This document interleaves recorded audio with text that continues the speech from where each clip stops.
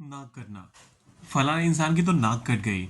इस घटना से, इस हरकत से किसी की नाक कट गई। ये तो आपने अक्सर लोगों को बोलते हुए सुना होगा। इंग्लिश में इसे क्या कहेंगे?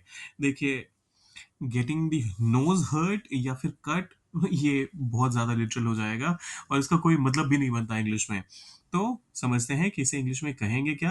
लेकिन शुरू करने से पहले अगर आप चैनल पर नए हैं तो सब्सक्राइब, लाइक और शेयर वो जरूर कर दीजिएगा। ये आपके लिए फ्री है, मेरे लिए बहुत बड़ा इंकरेजमेंट। करते हैं शुरुआत। देखिए, सबसे पहली चीज, नाक कटना को इंग्लिश में कहते हैं to lose face. To lose face.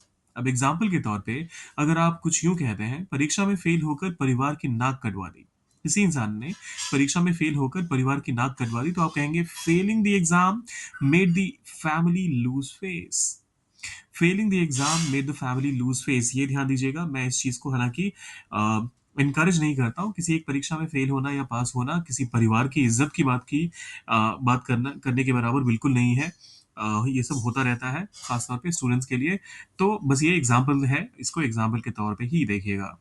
एक बार फिर से, failing the exam made the family lose face. दूसरा एग्जाम्पल आता है, नाक कटाना सबसे बड़ी बेइज्जती मानी जाती है। Losing face is considered the worst insult. Losing face is considered the worst insult. तीसरा एग्जाम्पल कहता है, उसकी हरकतों से समाज की नाक कट गई। एक इंसान की नहीं, मतलब एक इंसान की हरकतों से पूरे समाज की ही नाक कट गई। ऐसा कुछ कर दिया उसने। His actions caused the whole community to lose face. His actions caused the whole community to lose face. और ये आखिरी वाला आपके लिए है, उसने पूरे खानदान की नाक कटवा दी। अब इसको कैसे ट्रांसलेट करेंगे, सोचिए जरा, डालिए उसे कमेंट बॉक्स में। और जाने से पहले सब्सक्राइब, लाइक और शेयर करके जाइएगा।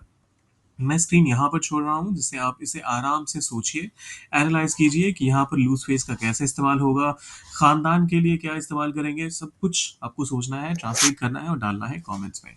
मिलते हैं जल्दी।